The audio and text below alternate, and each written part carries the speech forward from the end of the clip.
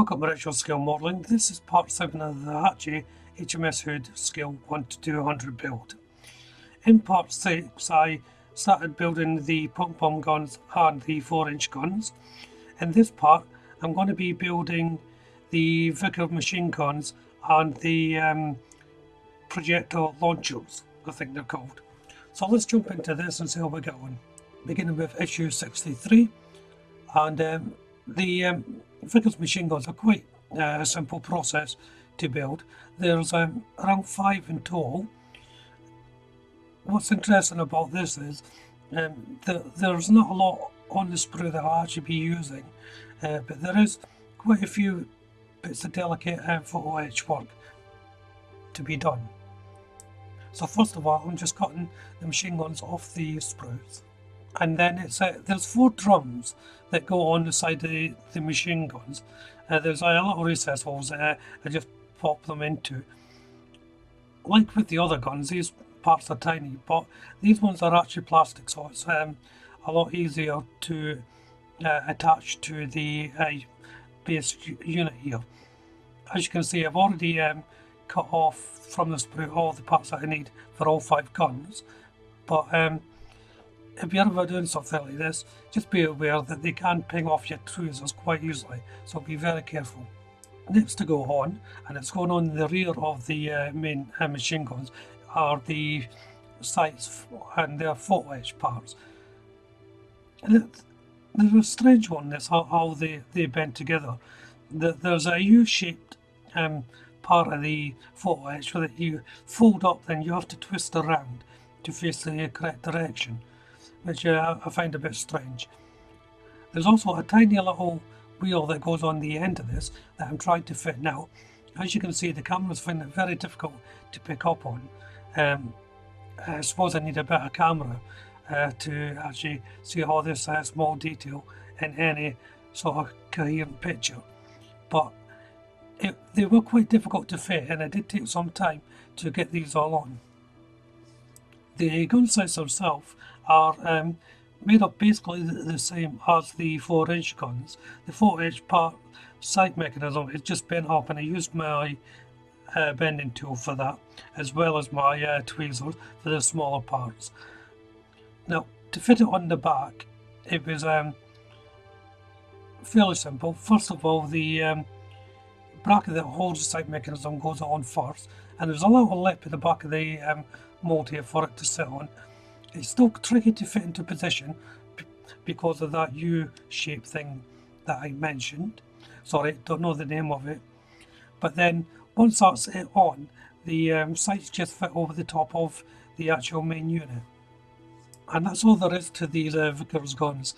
As I said, the camera doesn't really pick up the detail all that well, but I'm just placing on the sights now at the top of the gun. As you can see that they just sit on top.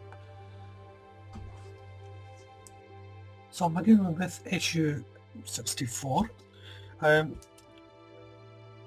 The parts that come with this, the photo etch, and we have the first decking templates for this part, but these won't be getting used until later on. So I'll just move them to one side anyway. I'll be using the parts that were in 63, the sprue here. It was cut like that in the packaging, that's how it came. And these are for the projectile launchers, you can see there. So here's the parts, that's just telling you from the other magazine or issue. And yeah, this is going to be quite a simple build, I think. So the first thing to do is make up the missiles, and this is just a box shape for the housing. As you can see, I'm using just normal cement here before placing the 2 halves together.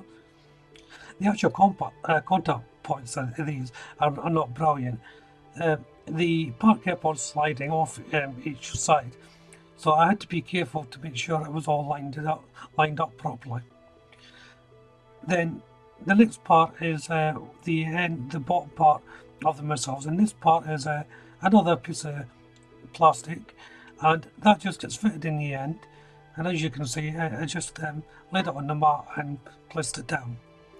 So then for the top part is the photo etch for the missiles. These are more detailed in rather than the plastic part, but they're made up the same way, apart from the glue, which is obviously super glue.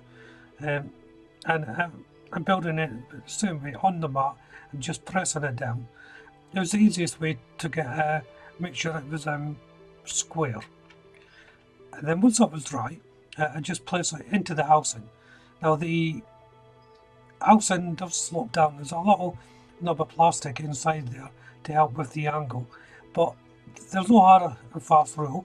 I was able to put them straight as well if I wished, or have them in the angled position.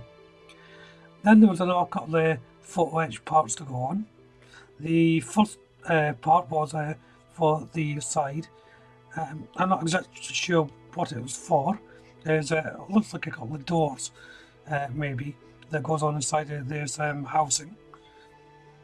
And then the second part on the other side is much the same, but just a more rectangular thing, and that appears to be one single door going onto the side of the housing for the launchers. And that's all there is to this part of the build. As I said just there, it wouldn't take long to build, and it really didn't. It only took about half an hour or so to build these up. And once they're all dry, I'll go off and prime them and get them ready for painting, but I'll do that part off camera. However, I will end part 7 here. The next part 8, I'll be doing a little bit of work on the main ship, so this is a good place for it to end. I did actually have a little bit of difficulty placing the last bit on. I think I was shaking too much, maybe too much coffee, but there you go. So if you haven't done so already, why don't you check out the channel for the rest of this build and see the parts that I've done. Also, check out the rest of the channel while you're there. There's quite a few videos on there, maybe something that will hold your interest. If you subscribe to the channel, you'll be notified of all my future updates, including the updates for this build. Hit that like button and of course leave a comment. But for now, thank you very much for watching. Bye bye.